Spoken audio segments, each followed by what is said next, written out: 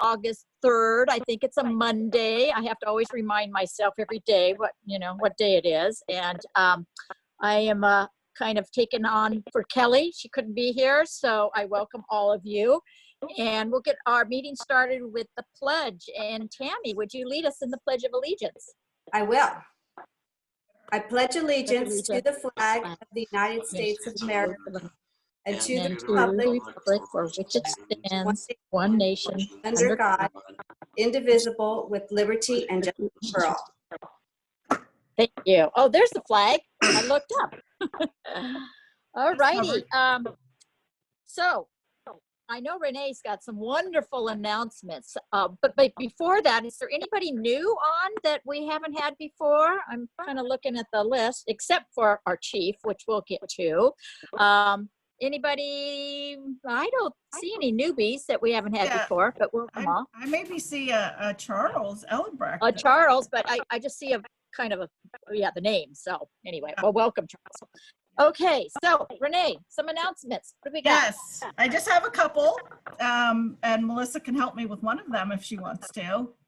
We're taking our August hops mixer virtual. Oh, and Tammy can get down on that one too. It's going to be our first attempt at a virtual mixer. We're going to have some fun games and some prizes and other fun stuff, and maybe we'll have, I don't know, we're still working out the details, but it's going to be fun. And we're looking at the last Wednesday of the month, so August 26th. It'll be at the usual time, 5:30 to 7. We'll have virtual door prizes and again, like games and some other fun stuff and whatever. I don't know, Melissa. We should have a drinking game. Yeah. Well, it is hops, so It's hops. yeah. It makes sense, but that won't be the focus. It'll be fun and getting together and maybe I don't know, just some games and some fun stuff like they normally do at their in-person mixers every year. So again, August 26th, 5:30, you'll be seeing some advertising about that and reminders. So hopefully everybody can attend. It will be our first one, so it's kind of a test run, and hopefully it'll be fun and everybody will have a good time. Oh, there's Kathy and Pat Whitchurch. Hello. And let's see. So Downtown Merchants met on Friday to talk about the citywide yard sale. The tentative date will be September 5th. That's the first Saturday of the month. It's unofficial at this point. We have to put a reopening plan together for the public health officer. So what's happening right now is they're going to release the vendor application. People can apply, send in their checks and their insurance certificate, but we're going to hold the money and not cash anything. Well, I say we, but it's the Downtown Merchant, so it's Marilyn right now who's Marilyn Strauss collecting all the money. She'll hold on to it, and then if for whatever reason the situation in the county and or Fortuna changes and we can't have the yard sale, then everybody will just have their money returned to them. We're going to probably have to structure it similar to the farmers market. So vendors will be separated. There'll be some things cordoned off so people can't, touch things. Masks will be required, etc. So no food vendors unless it's packaged. The individual restaurants can serve food because they have a commercial kitchen, so they can serve it outside, through the restaurant. But there won't be food vendors at the yard sale. So anyway, stay tuned for that. And then insofar as our meetings go, we're going to take a 2-week break because I haven't been able to schedule anybody for next week or the week after. Our next meeting will be August 24th, and that will feature Katie Jo Slaughter, and she is a health education specialist for Humboldt Allies for Substance Abuse Prevention, and she'll be joined by her vice chair, Yvette Cerna. They're going to let us know what their coalition is all about, which in a nutshell is substance abuse prevention, and also what's happening in Fortuna and some of the programs that they're trying to bring to the area and ways that everybody can get involved. And with that, I think I'm done with my announcements, so I will. A question, do you have any announcement on apple harvest? We did have an apple harvest meeting. That is tentative also. We will not have big events at the city. The park won't have an event. None of the shopping centers will have an event. And the fire department will not be doing their health fair. What it ends up being is sort of up in the air right now. I was homesick that day, so I didn't get to attend, but I heard the notes from it, and we're kicking around some ideas on things that we can do. But it really, again, comes down to what the health officer will allow us to do, because festivals are not included right now in the stay-at-home or the shelter-in-place order. And then really just maybe kind of moving it to some sort of virtual event, scavenger hunt kind of thing, fun for the family, maybe a bake-off with the restaurants, window decorating, things like that. So more details to follow. Again, it's all up in the air based on the current situation with the pandemic. Okay. So you're done? No more announcements? I'm done. Yeah, you can kick it over to Merritt Okay. now. Merritt, you got to have a city council meeting tonight? Yeah, we have a fairly light city council meeting agenda tonight, but there's some interesting things. One of the items on consent is moving some budget over for our unsignalized intersection improvement project. I just wanted to point out to you, some of you may have noticed we have some of the flashing beacons at more of our crosswalks around town, and that was a grant funded project.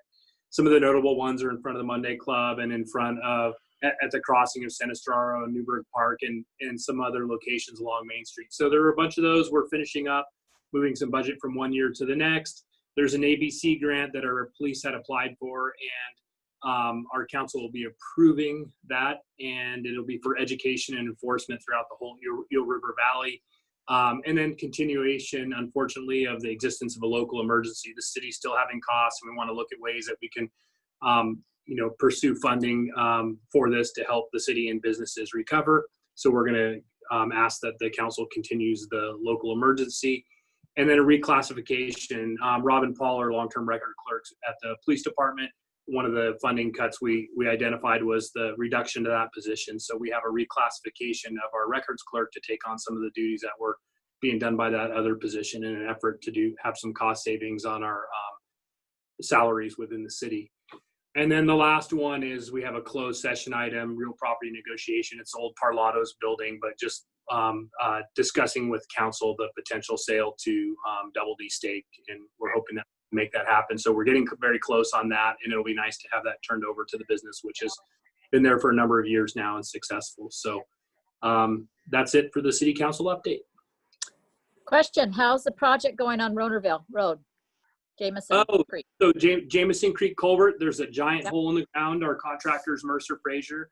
We hit a pretty big milestone, which is they have precast culvert sections. The hole is about probably 35 feet deep. And so it's an old metal culvert that was failing. They're replacing with concrete sections. So we got the first concrete section in, and they're forming a head wall against that. And then we expect once the head wall is done, for those concrete sections to come fast and furious. I think there's about 64 pieces, and they can start laying them. But it's going to be interesting to watch.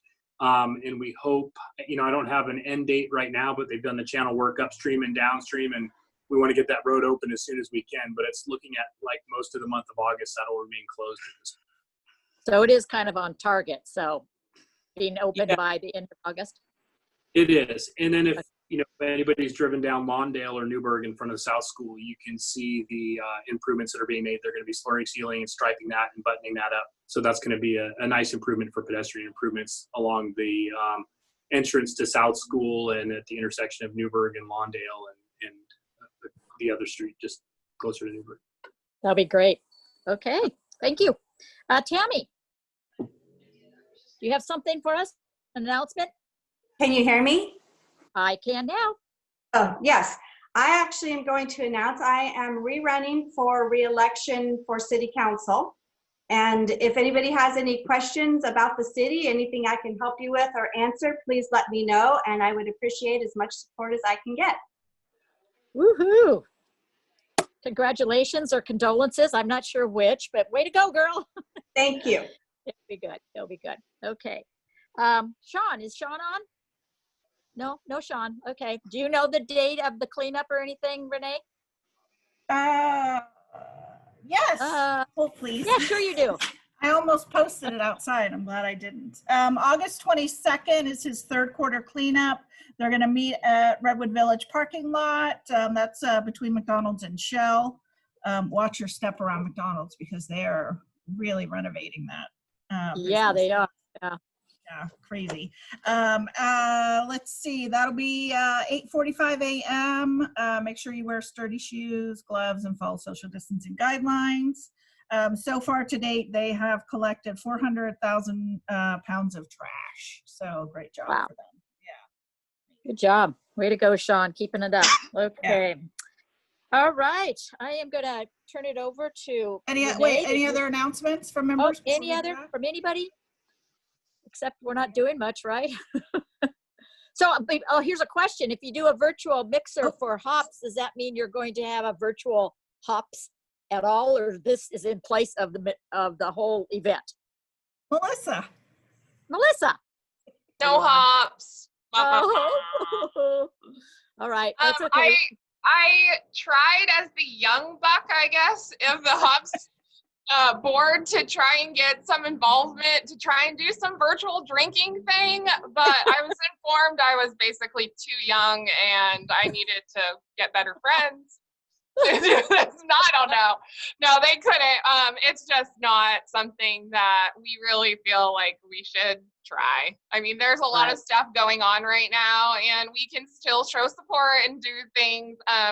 We have the scholarships still that we're going to be giving out to the graduates and undergrads. So HOPS is still continuing to support, even though we're not going to have the event. The money is in the bank and we'll just do it next year. That's right.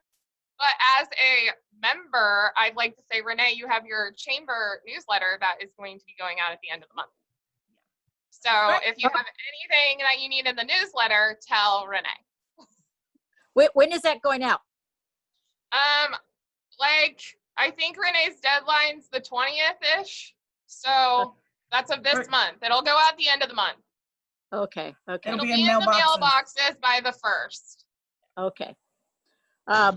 Okay, one last announcement. I don't have all the details, but just watch for it in the papers. And they are doing a virtual livestock auction for the kids for the fair because it was canceled. So it will be quite large. So I don't have too many of the details, but it's coming out now. They haven't quite figured it all out yet, but we need to support the kids if we can. So hopefully we can get information out via Renee and our newsletter and stuff, just so the community will know and try to support as much as possible. So, okay, Renee, you want to take the honors and introduce the chief? Sure. So it's a great pleasure that I introduce our new Fortuna Police Chief, Casey Day. Welcome. Thank you. So give us an idea of how your first month in Fortuna has been.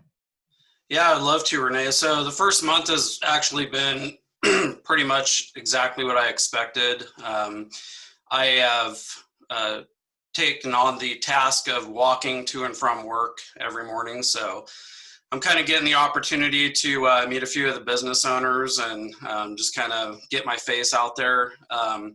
Within the first 4 weeks, really what I did was I took kind of a front seat approach to evaluating the personnel here at Fortuna PD and looking at the various programs that they had in place, trying to decide which programs could be improved upon, what policies could be improved upon, and kind of where we could go to, just continue to have the police department here be successful. Sorry, I muted myself while you were talking. Do you want to give us a little a background on yourself? Yeah, I was mentioning to you earlier, I kind of feel like a broken record because I've done a few different spots now, one on the radio, and so I'm going to try to break it up a little bit. But so I come from Redding over in Shasta County. I was raised there primarily about 10 minutes from Lake Shasta. So it's really rural. There wasn't a whole lot to do growing up. So I was the oldest of two brothers. So when we weren't getting into trouble, we were hunting and fishing and doing all the things that kids do in that area around Lake Shasta, but lots of dirt bike riding and just, playing in the woods type of thing. That's pretty much how I grew up. played football and baseball in high school, and then right after high school enlisted in the U.S. Marine Corps. I did primarily all of my tours overseas. I remember coming back like right at the end for a few months, and I was stationed at Camp Pendleton down in San Diego. It's a fun place. But I was pretty serious as a young man. I immediately got into my career in law enforcement right after the military, and was with Anderson Police over there. It's a city that's just south of Redding. It's kind of the sister city. But I worked down there for almost 20 years. I think it was 19 and a half to the day, or pretty close to when I came over to Fortuna. But, you know, my wife and family and I, we really found Fortuna and the Humboldt area. We were coming over quite a bit. 2017, 18, because, you know, as you guys probably read and knew about, we were going through tons of wildland fires over there. So the Carr fire was huge. I remember, you know, looking from my house out into town and seeing those flames coming up towards the house. And I grabbed my girls and my wife and I said, we're out of here.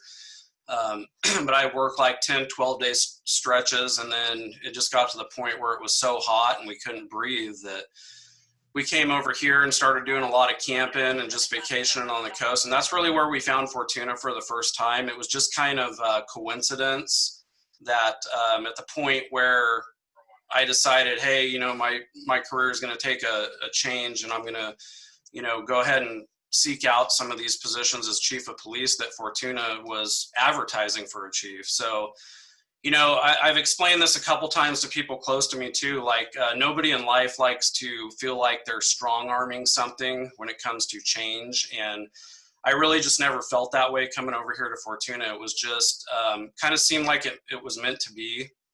Not that it was easy at all, because I mean, it was challenging. The background process lasted quite a while. And of course, when you go through that, you know, your life's pretty much re-examined and turned upside down. So it does take some patience and some understanding, but everything just really worked out. And I was thankful for that. I know my family was, because they're going along, you know, that process right alongside you. But that's pretty much who I am.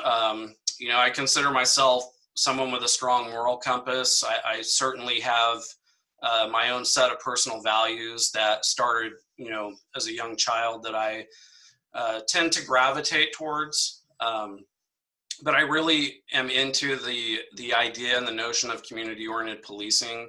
One of the challenges also, I've been told I don't smile enough, so I'm actually trying to fit those in where I can. But I am working on that aspect, but I think it does play into, you know, the community-oriented policing, because people want a really good feel for their chief of police. And, you know, so all I can say is I'm working on that. But, you know, in the event that I'm not smiling on the outside, I'm definitely smiling on the inside. I just, you know, I take the role very seriously, but you have to keep a sense of humor and, you know, kind of look at aspects where law enforcement can integrate into the community and be a part of solutions that are not law enforcement related. I mean, agencies just can't survive that way anymore by, you know, kind of stepping back and being reactive and just saying, this is the house we live in and we're going to focus on those issues. It's really something quite broader, where, you know, agencies and agency heads need to make a very serious effort on a daily basis to integrate into the community, to be part of the community, and to take on things that maybe aren't necessarily law enforcement related. Can you give us some examples of how you think that'll work in Fortuna? Well, I can definitely, before I go into that, share an example of how it doesn't. So I was gonna not say anything, but I'm just feel compelled to. So over the last 2 weeks, they were doing the third Battle with the Badge blood drive up in Eureka. And so I started off my morning. Not only did we advertise and attempt to get, you know, of course I had just got here, but we attempted to get in front of it as quickly as we could with a social media campaign. And then I shot a video on my cell phone, which wasn't good quality, but I thought, you know, I got to do this. And so I did the morning before we went up there. But when the results came out, it was like Eureka had like 60 some donors. The sheriff had like 44 and Fortuna had 7. And I thought, wow, I go, considering, you know, that like at least a third were myself and the lieutenant of those numbers, that we probably could have got a little more participation. But I mean, it's little things like that. It's, you know, some of my platforms coming out with Coffee with the Chief that I've reinstated is just that the way that the community can help me, myself, and the agency of Fortuna PD is by letting us know if you have things going on that we can be a part of, we can support it, we can participate in it.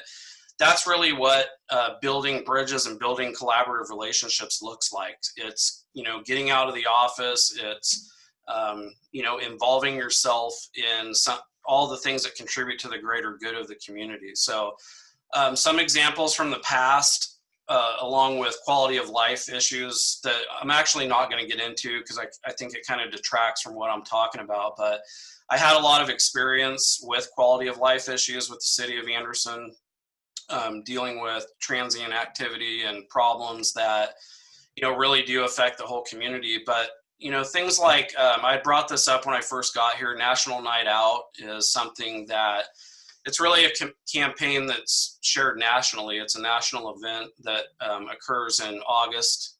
And, you know, what it is really it's something where communities can get together and interact with each other, whether you're talking about business owners, PD, city officials, everybody kind of interacts that night. And so like where I came from, the police department used to, you know, go out and we would visit various neighborhood block parties. And when I say block parties, I don't want anyone to get the wrong idea. I mean, these were very wholesome events where children are out, you know, at the end of a cul-de-sac playing different games. And I vividly remember back when my mentor became chief in 2013, riding with him to a national night out and, you know, geared with all kinds of chalk to write cartoons on the street and, you know, stuff that washes off. But really just going that extra effort to, you know, be socially adept to, you know, the needs of our community and actually being involved.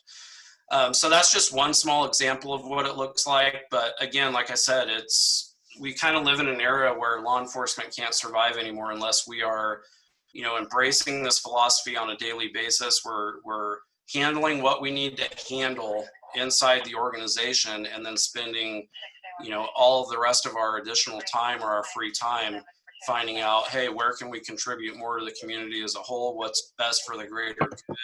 You know, getting out of the office, walking down the street, even with, you know, the COVID restrictions. I mean, I still walk to work, you know, and I can still talk to somebody from 7 or 8 feet away with my mask on and, you know, be socially outgoing.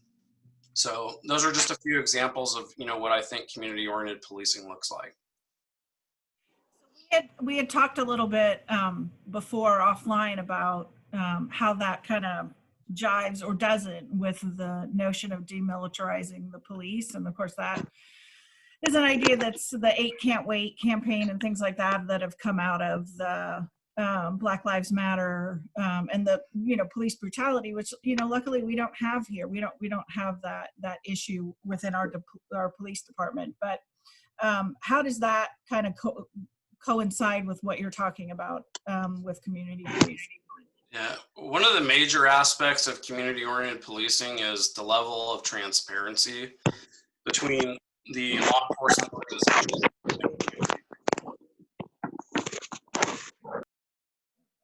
And so, did you guys hear me on that? I kind of got broken up. Yeah, go ahead. Tammy was moving her phone around, I think.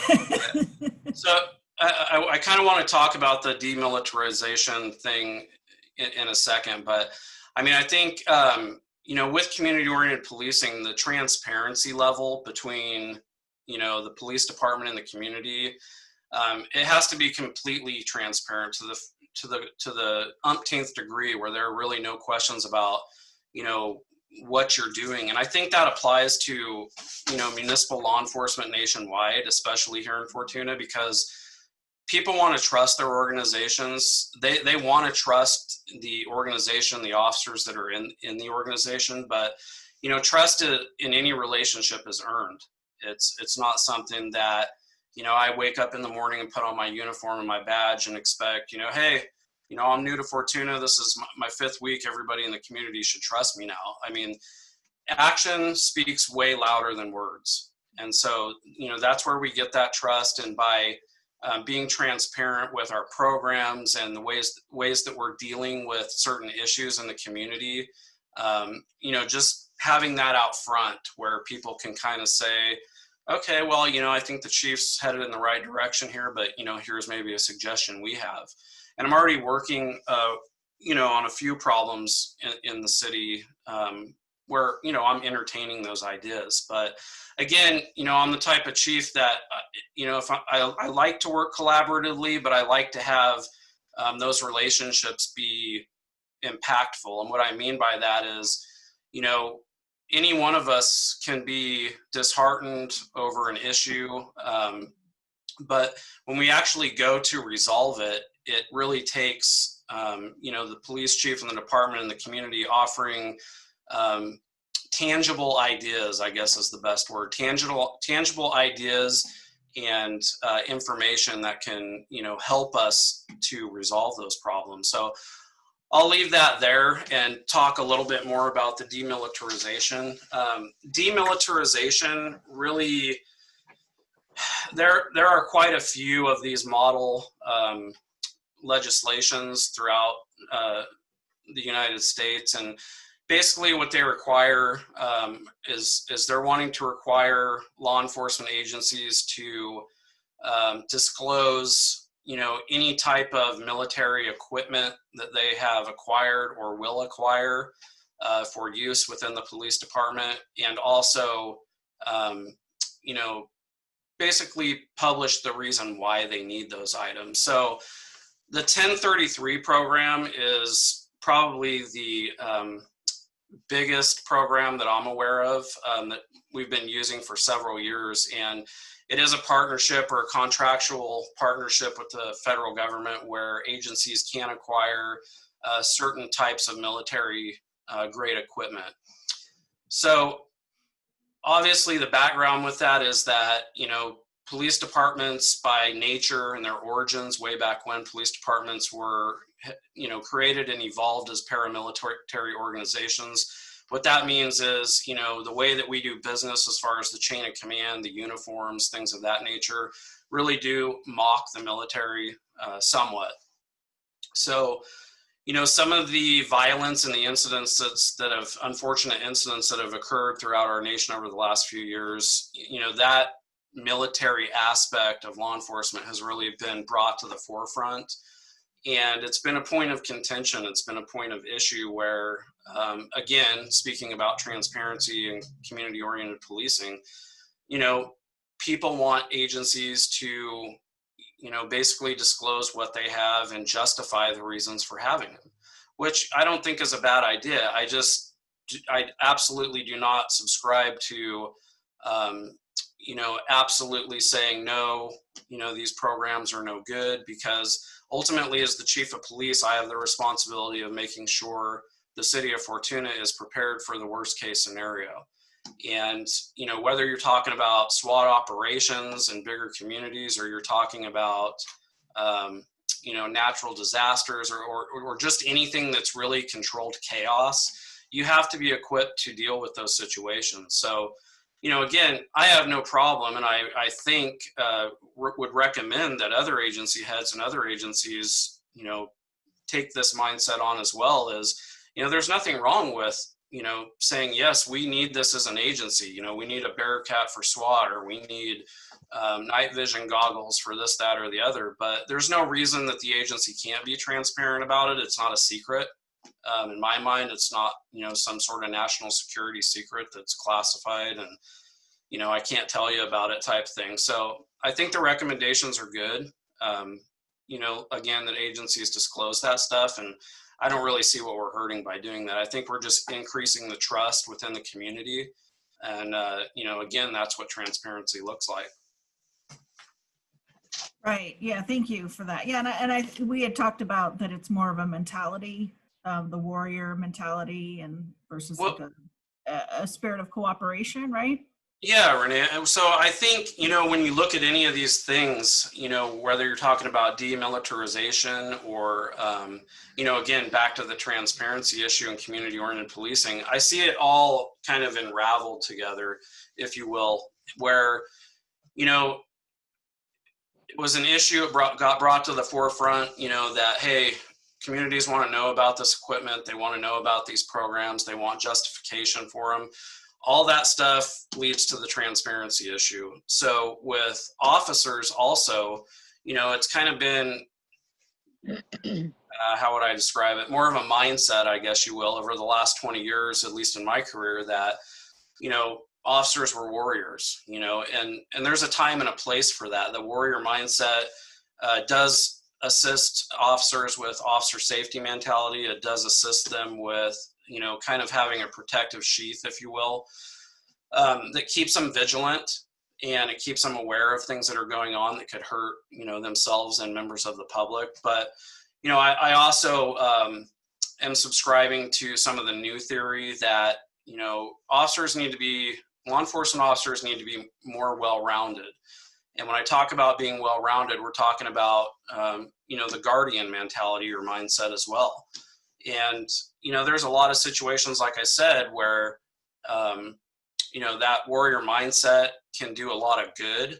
But I think when we are in situations where, you know, officers need to be taking on more of that guardian mindset, in other words, you know, they're kind of overwatching community events or overwatching the things that are happening within the city.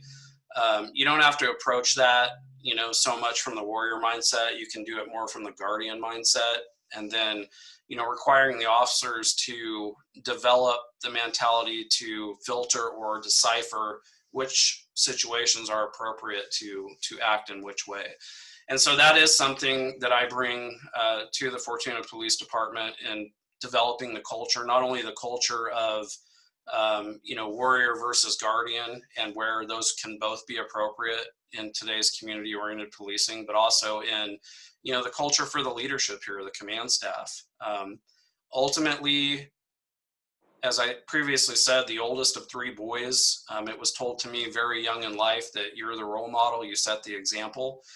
As the chief of police, I have to set that example, and not only set the example, but provide for, you know, a little bit of contagious atmosphere within the culture. And again, that's something that I take very seriously, and that I've really wasted no time in getting started with. So I think we're going to see some growth.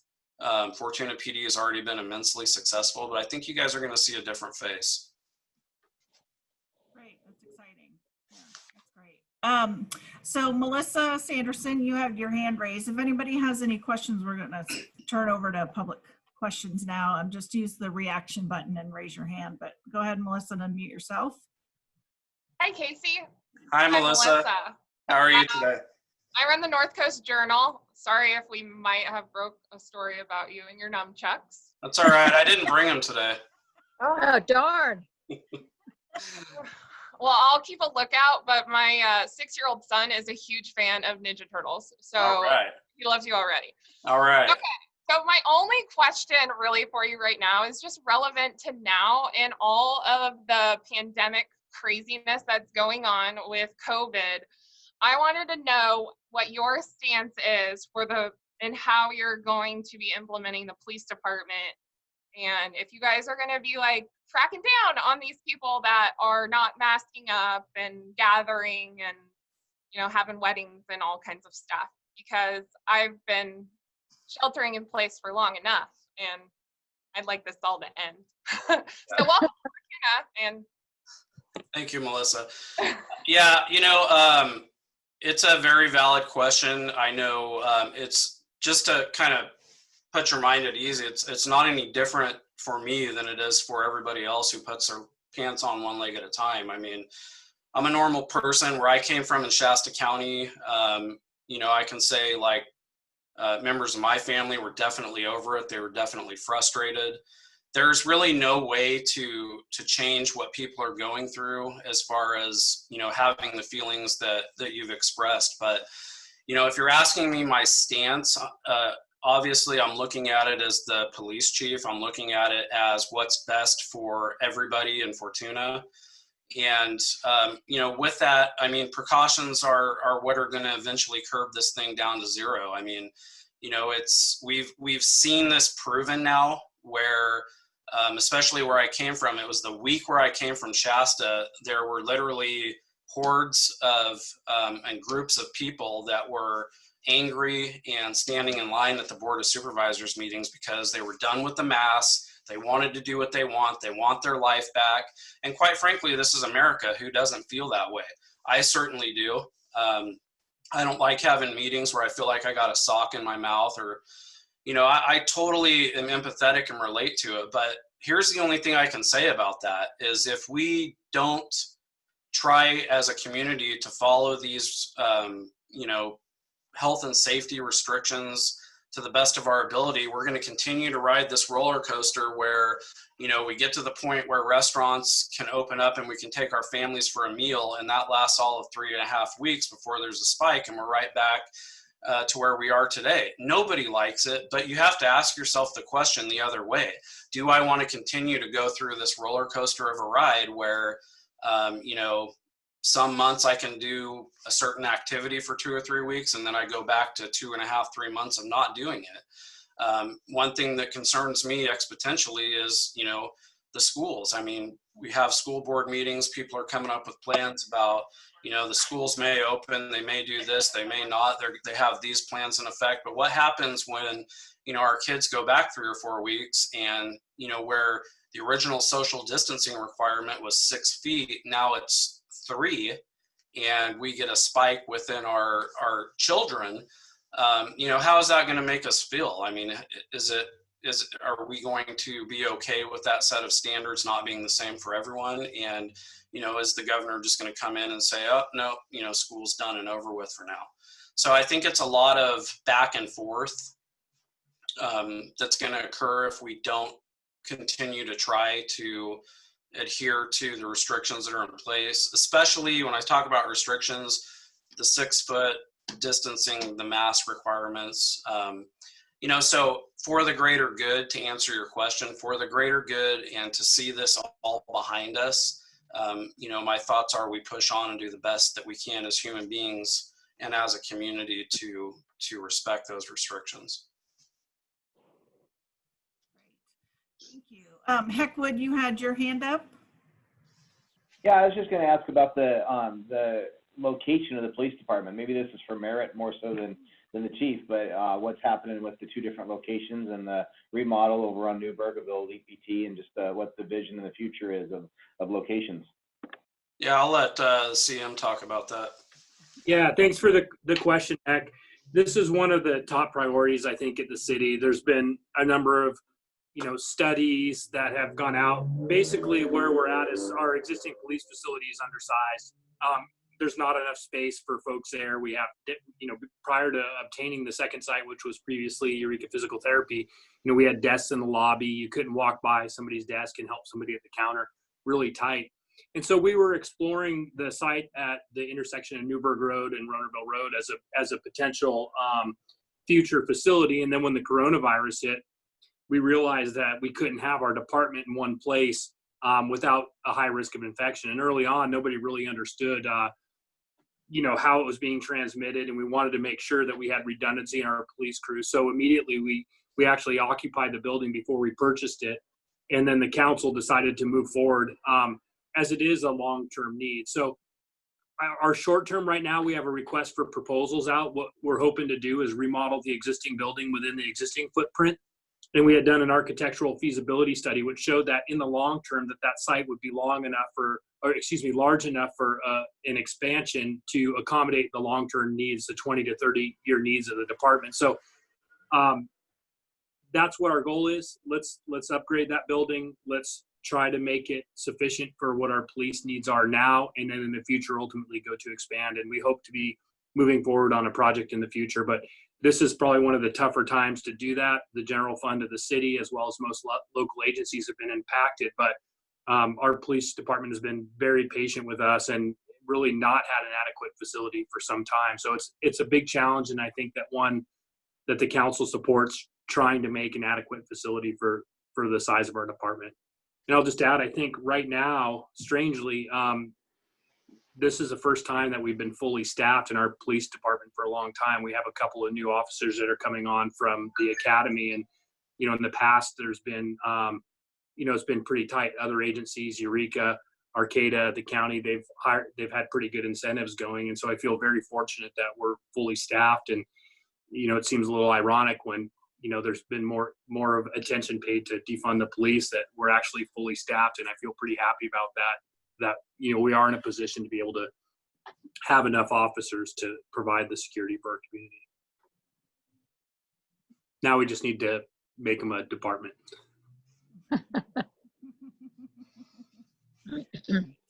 Does that answer your question, Heck?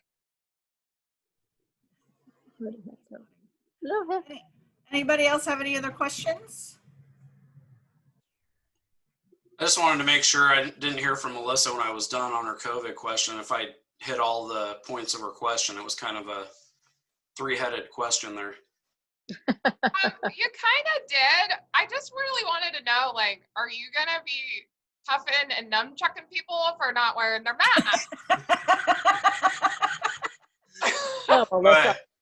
But, I'm the funny one in town. You're gonna learn. Yeah, you've gone right after me today, Melissa, and I appreciate that. I also hope you like beer too, because I do hops and Humboldt. So we're connected so well. All right, yeah, I think we're gonna get along fine. I do like beer, and yeah, sorry, I just didn't bring the nunchucks with me, so I don't think anybody's in great danger of getting nunchucked. I think we have them in Humboldt. They're here. Oh yeah, they came from We'll here. find them. But yeah, I was just wondering if you guys if like the department's really gonna actually like start enforcing it and telling people like, put your mask on. We need to all be safe. Yeah. I don't think it's a big ask for people. Yeah. So look, here's my approach with it. I don't want there to be any misunderstanding that community-oriented policing means that there is any less of a expectation of accountability. That's my other huge thing. So they are community-oriented policing and offender accountability. No matter what you're offending, accountability is huge, especially in a community this size. So, my first approach, and this is what I've already started doing, is just to go and have a pleasant conversation with somebody. And I know it's not a conversation that some people want to have because, like you said, Melissa, people are just over it. Like I said, I'm not a big fan either. I mean, if I'm being honest, but again, I think we can accomplish the things we need to accomplish by, just being grown up about the situation and continuing to have those conversations and have a way to vent as well. I mean, I usually, the network that you have, but I mean, there's days where I go home and talk to my wife and it's like, hey, I've been wearing this mask for 8 hours. I'm done with it. But we just all have to continue to contribute. And, I think my approach in talking to people that are having a hard time with it will satisfy our needs.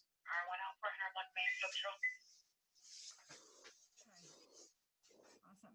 Any final questions from anybody? Any final announcements? Did I mention the blood drive results? Yes, Yeah, you did. You're a little bitter. Well, I mean, I think a case could be made like, why do we have to go to Eureka to give blood? Yeah, I thought about that. I'm not going to say I didn't. No, I'm not saying there's a conspiracy, but just kidding.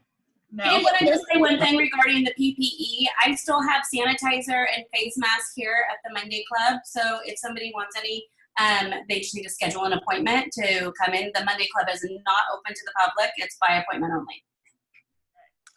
Thanks, Diana.